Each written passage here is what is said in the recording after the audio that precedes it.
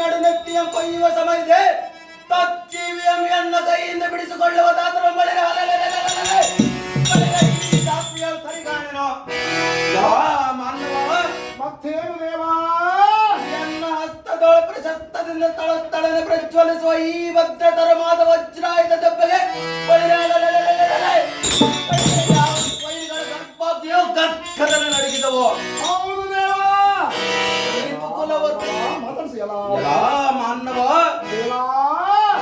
ಕುಲವರ್ಗವೆಂಬ ಒಣಗಿದ ಹುಲ್ಲಿಗೆ ಪ್ರಳಯಾಗ್ನಿ ಅಂತ ತಗಲ್ದಕ್ಕೆಂದು ದಯಿಸಿ ನಿರ್ಮೂಲನೆ ಮಾಡುವ ದಾವನನ ಸ್ವರೂಪಗಳಿವೆ. ತಾಪನ ಮುಂಭಾಗದೊಳಗೆ ನಿಂತು ದಾರಿಯಲ್ಲಿ ಕೇಳುವುದಕ್ಕೆ ನೀನಾರು ನರಗಣಿ ದೀಮಣಿ ಅಟ್ಟದೊಳಗೆ ನಿಂತುಕೊಂಡು ಗಟ್ಟಿಯಾಗಿ ಮಾತನಾಡಿಸುವ ದಿಟ್ಟವುಳ್ಳ ಸಾರಥಿ ಎನ್ನುತ್ತಾರ ದೇವಾ. ಹೇಳಬೇಕು ತಮ್ಮ ನಾಮಾಂಕಿತವ. ಈ ಸಾರಥಿ ನಾವು ದಾರಂದರೆ ನೀವು ದಾರು ದೇವಾ. ಮಲಯ ಧೋಳ್ ರೌದ್ರ ದಿಮ್ಮುನ್ನುಗ್ಗಿ ಬರುವ ರಿಪು ಕುಲವರ್ಗವಂತೆ ಕಡಿದು ತಗಲನ್ನುವ ಶರಾಕ್ರಮ ಕರಾಕ್ರಗಳು ಗೋರ್ಗರಿಸುವ ಉತ್ಸತ್ಮೀಕರ ಸಾರಥಿ ಸಾರಥಿ ಎನ್ನ ಸಮ್ಮುಖದಲ್ಲಿ ನಿಂತು ರಣವನ್ಮಾಲ್ಪ ಬಲ್ಲಿದರಾದ ಶತ್ರುವರ್ಗವನ್ನು ಕಡು ಪರಾಕ್ರಮ ಕೋಪಾಟೋಪದಿಂದ ದತ್ತಗಲ್ಲನ್ನು ತಳ್ಳಿನಿಂದ ತೆಗೆಸಿಬಿಡುವ ಶೌರ್ಯೋತ್ಕಂಠ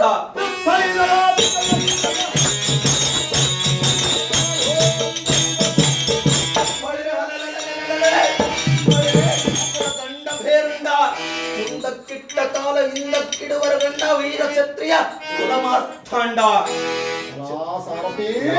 ಸಾರಥಿ ಚಂಪಕ ನಗರವೆಂಬ ಅಂಕಿತದಿಂದ ಪರಿಪಾಲಿಸುವ ಹಂಸಧ್ವಜ ಮಹಾರಾಜನ ಕುಮಾರ ಭಕ್ತ ಸುಧನಮ್ಮ ನೀರಾವಳಿಸಿ ನಂಬೂರ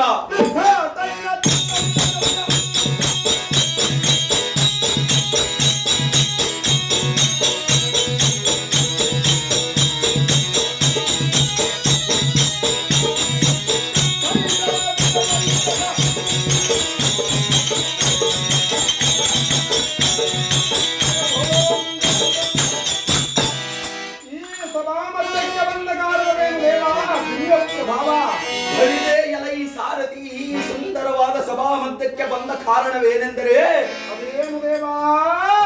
ಇಂದ್ರನಂದನನಾದ ಅರ್ಜುನನೊಡನೆ ಯುದ್ಧಕ್ಕೆ ಹೋಗಲು ಸಿದ್ಧನಾಗಿ ಬಂದಿರುವೆನೋ.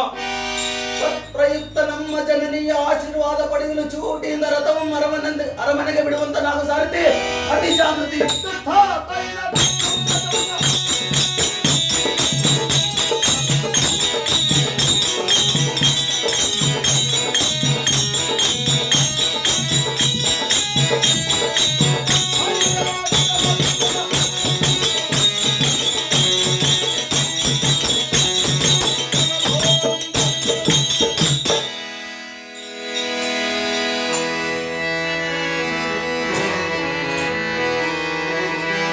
ಭಾವನಿ ದೀರ್ಘಾವಿಶ್ವವಸ್ತು ಮೇಲಕ್ಕೆ ಹೇಳು ಪುತ್ರ ಕೋಮಲ ಗಾತ್ರ ಕಂದನಾದ ಸುಧನ್ವ. ಅಹೋ ಅಮ್ಮಯ್ಯ ಕರದಲ್ಲಿ ಬಿಲ್ಲು ಬಾಣಗಳನ್ನು ಹಿಡಿದು ಗಾವಲ್ಲಿಗೆ ಹೋಗುವೆ ಪುತ್ರ. ನಾನು ಹೋಗುವ ಪಯಣದ ಗೋಷ್ಠಿ ನನಗೆ ಆತಕ್ಕೆ ಬೇಕು ಜನನಿ. ನಿನ್ನ ತಾಯಿಯಾದ ಎನ್ನ ಮುಂದೆ ಹೇಳಬೇಕು ಪುತ್ರ. ಸ್ತ್ರೀಯರ ಮುಂದೆ ಪುರುಷರ ಕಾರ್ಯಗಳು ಹೇಳಬಾರದು ಜನನಿ.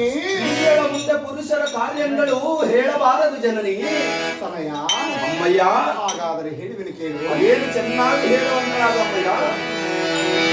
ಪೈನ